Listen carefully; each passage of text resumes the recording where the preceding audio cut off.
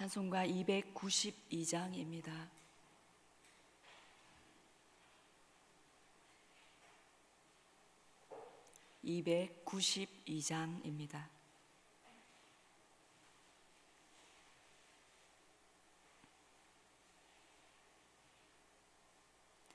주 없이 살 수 없네 죄인의 구주여, 그 귀한 보배 피로 날 구속하소서. 구주의 사랑으로 흘리신 보혈이 내 소망 나의 위로 내 영광 됩니다. 주 없이 살 수 없네 나 혼자 못 서리. 힘없고 부족하며 지혜도 없도다. 내 주는 나의 생명 또 나의 힘이라. 주님을 의지하여 지혜를 얻으리. 주 없이 살 수 없네 내 주는 아신다. 내 영의 깊은 간구 마음의 소원은 주밖에 나의 마음 네 알아주리요. 내 마음 위로하사 평온케 하시네.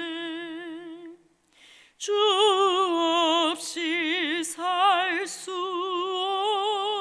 없네 세월이 흐르고 이 깊은 고독 속에 내 생명 끝나도 사나운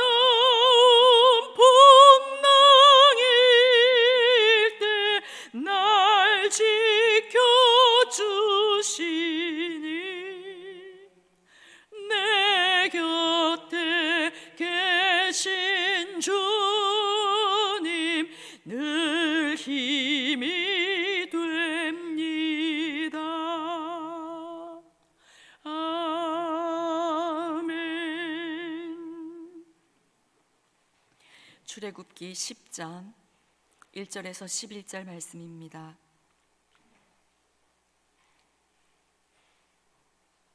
출애굽기 10장 1절에서 11절 말씀 교독하신 후에 마지막 절 함께 읽겠습니다. 여호와께서 모세에게 이르시되 바로에게로 들어가라. 내가 그의 마음과 그의 신하들의 마음을 완강하게 함은 나의 표징을 그들 중에 보이기 위함이며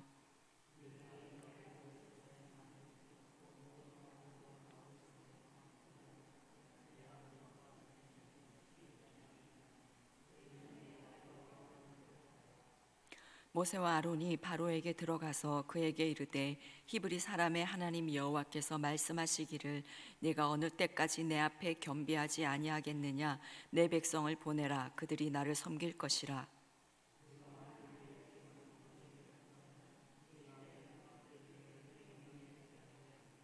메뚜기가 지면을 덮어서 사람이 땅을 볼 수 없을 것이라. 메뚜기가 내게 남은 그것 곧 우박을 면하고 남은 것을 먹으며 너희를 위하여 들에서 자라나는 모든 나무를 먹을 것이며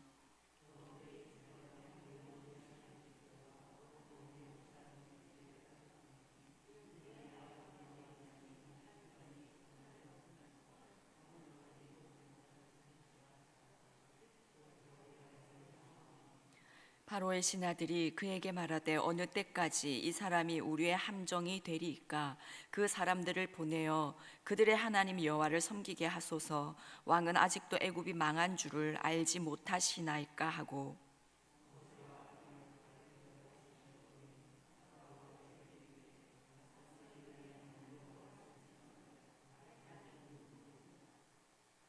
모세가 이르되 우리가 여호와 앞에 절기를 지킬 것인즉 우리가 남녀노소와 양과 소를 데리고 가겠나이다.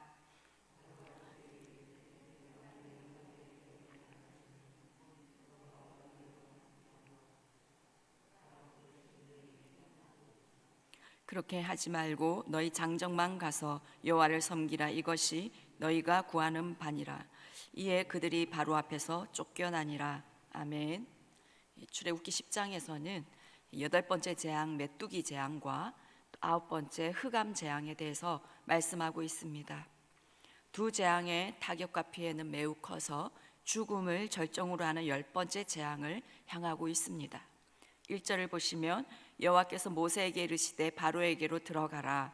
내가 그의 마음과 그의 신하들의 마음을 완강하게 함은 나의 표징을 그들 중에 보이기 위함이며, 내가 그의 마음과 그의 신하들의 마음을 완강하게 함은, 이 표현은 지난번에도 말씀드렸듯이 하나님께서 그들의 마음을 완강하게 하신 것이 아니라 하나님께서 그들의 완강한 마음을 그대로 내버려 두신 것이었습니다. 그래서 그들은 계속해서 회개하지 아니하고 하나님 앞에 교만하게 행하여 이스라엘 백성들을 내보내지 않고 있습니다. 어제 본문 9장 35절에도 보시면 바로의 마음이 완악하여 이스라엘 자손을 보내지 아니하였으니 라고 말씀하고 있습니다. 바로의 완악함을 보면서 우리는 즐기다라고 생각할 수도 있지만 사실 이것이 우리 인간의 본래 모습입니다. 우리가 완악한 죄인임에도 불구하고 하나님께서 우리의 완악함을 그대로 내버려 두지 않으시고 그분께서 우리에게 찾아오셔서 우리에게 은혜를 베풀어 주셨기에 우리는 예수님을 믿고 만나게 되었습니다. 이 과정에서 우리 스스로의 공로나 노력은 없습니다. 어느 날 주님께서 우리의 마음을 열어주셨고 주님 앞으로 우리가 나오게 인도하셨습니다. 주님 앞에 나왔을 때 우리를 기다리신 그분께서 우리에게 그분을 계시하시고 그분의 사랑을 알게 하셨습니다. 우리가 다른 사람들의 마음을 열어보려 할 때도 우리는 경험합니다. 사람의 마음을 우리가 열 수 없다는 것을, 하나님께서 열어주셔야 열린다는 것을 압니다. 하나님께 간절히 기도하며 간구할 때 하나님께서 열어주시죠. 만약 우리의 완악함을 하나님께서 그냥 내버려 두셨다면 우리도 바로처럼 계속해서 하나님을 거부하고 대적하며 죄인의 모습으로 비참한 삶을 살고 있었을 것입니다. 또 예수를 믿고 나서도 우리 마음의 완악함이 드러날 때가 얼마나 많습니까? 그때마다 하나님께서 우리를 내버려 두지 않으시고 우리를 깨닫게 하시는 그 은혜가 우리를 조금씩 변화시켜 자라나게 하고 계십니다. 우리의 완악함을 내버려 두지 않으시고 개입하셔서 우리 마음을 만져주신 이 하나님의 은혜, 그래서 우리를 구원하시고 변화시키시는 이 은혜에 오늘 감사와 찬양을 주님께 올려드리기를 원합니다. 그리고 우리의 기도로 인해서 하나님께서 또 다른 영혼의 마음을 완강하게 내버려 두지 않으시고 그들의 마음을 열어주시기를 기도하여서 우리를 구원하신 그 은혜를 흘려보내는 우리가 되기를 원합니다. 이렇게 하나님께서 바로와 그 신하들의 마음을 완강하게 내버려 두신 것은 목적이 있습니다. 1절 하반절을 보시면 나의 표징을 그들 중에 보이기 위함이며, 재앙을 보내신 첫 번째 목적은 하나님의 표징을 애굽에 보이기 위함이었습니다. 하나님의 놀라운 이적을 통해서 나타난 이 하나님의 전능하심과 유일하심의 그 표징을 바로와 그 신하들의 마음에 심어놓기 위함이었습니다. 그들이 살아계신 하나님을 깨달아 알아 여호와를 두려워하게 하기 위함이었습니다.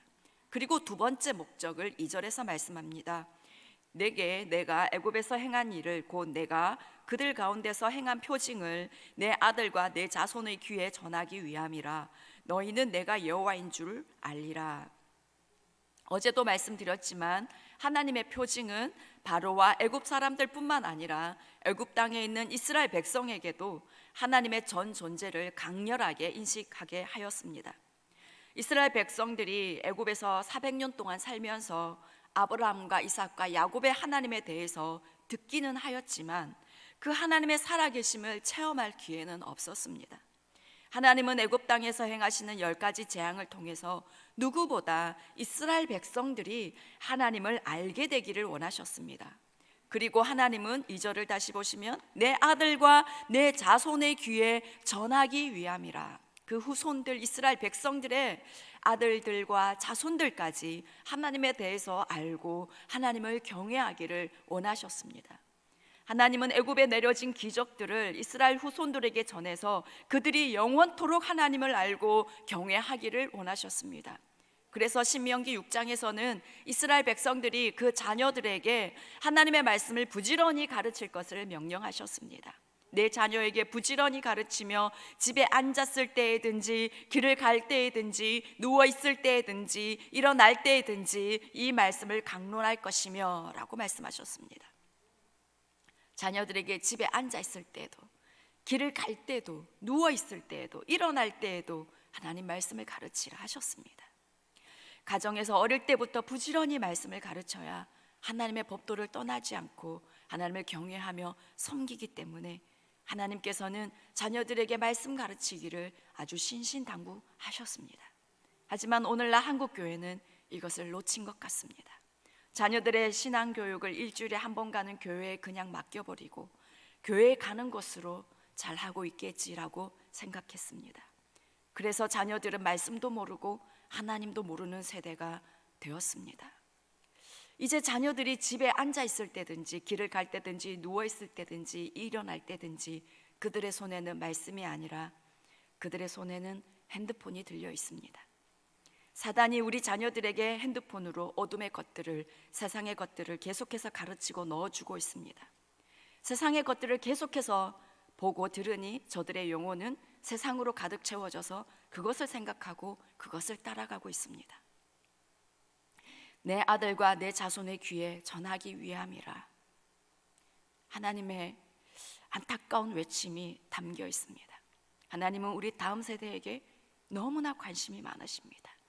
그들을 우리보다 훨씬 더 사랑하시고 긍휼히 여기고 계십니다. 그래서 우리가 만난 살아계신 하나님을 그들의 귀에 전해주기 원하고 계십니다.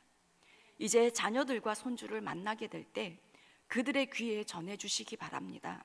할아버지는 예수님을 어떻게 믿게 되었는지, 예수님 믿기 전에는 어떻게 살았는데 예수님을 믿고 나서는 삶이 어떻게 달라졌는지, 할머니는 어떻게 하나님의 살아계심을 경험했는지, 하나님이 얼마나 좋은 분인지 그 간증들을 손주들에게 꼭 전해주시기를 바랍니다. 이스라엘 백성들이 절기를 지키면서 출애굽의 역사를 배우고 살아계신 하나님을 기억하며 하나님을 경외하게 만들었던 것처럼 우리가 명절이나 집안의 모임이나 식사 때에 여러분들께서 경험한 하나님에 대해서 꼭 전해주시기를 바랍니다.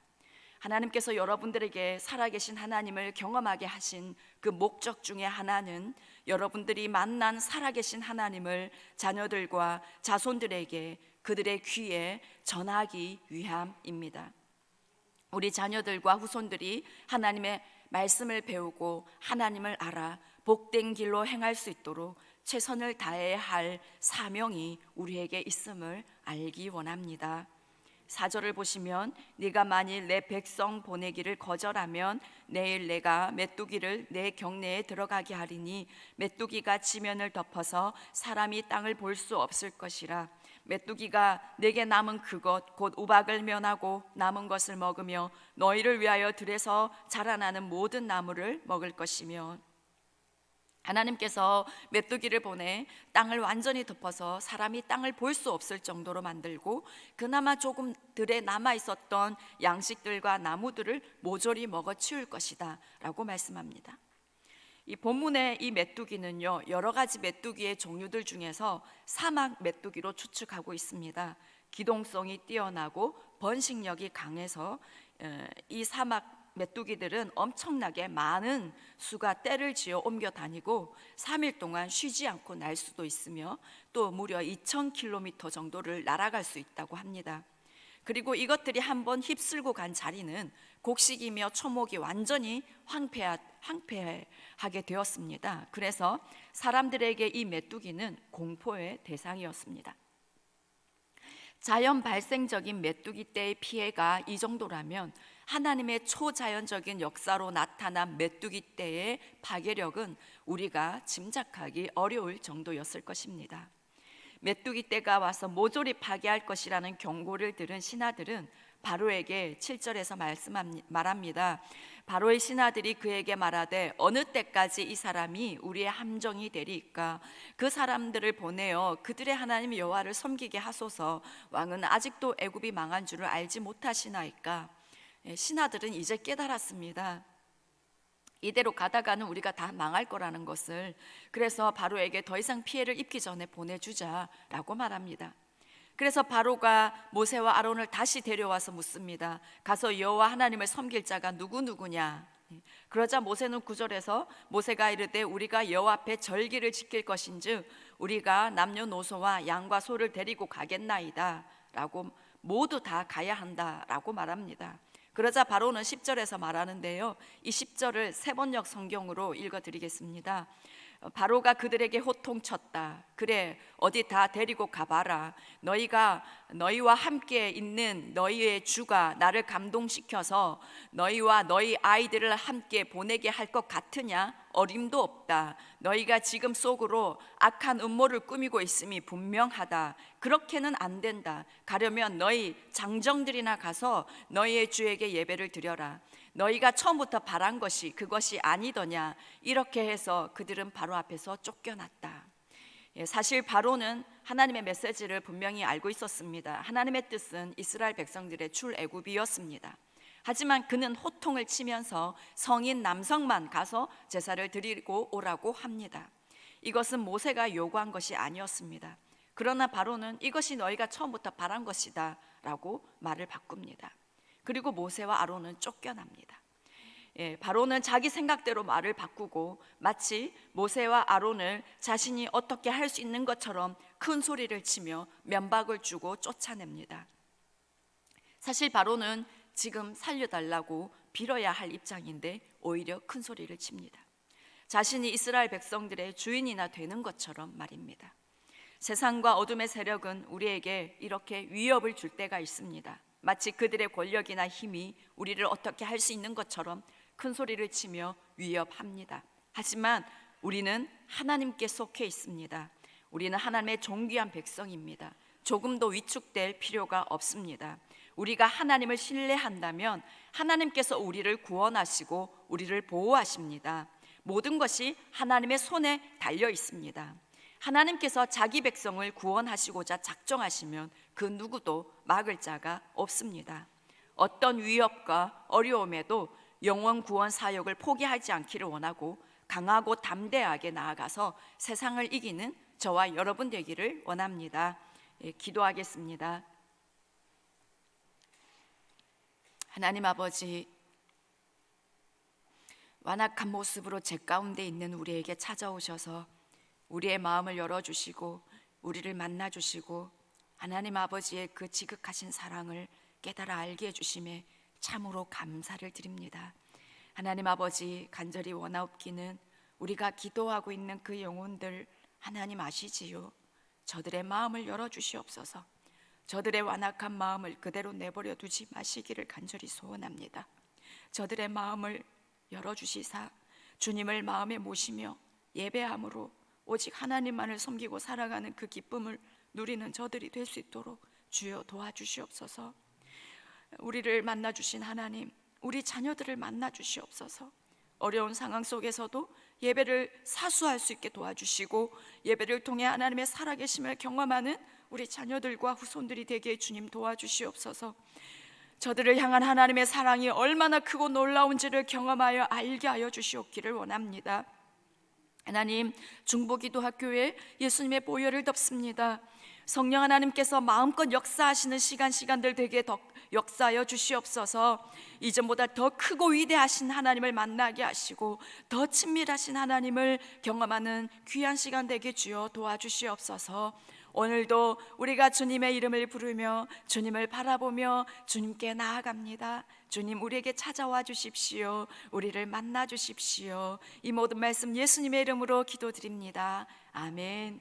하늘에 계신 우리 아버지, 아버지의 이름을 거룩하게 하시며 아버지의 나라가 오게 하시며 아버지의 뜻이 하늘에서와 같이 땅에서도 이루어지게 하소서. 오늘 우리에게 일용할 양식을 주시고 우리가 우리에게 잘못한 사람을 용서하여 준 것 같이 우리 죄를 용서하여 주시고 우리를 시험에 빠지지 않게 하시고 악에서 구하소서. 나라와 권능과 영광이 영원히 아버지의 것입니다. 아멘.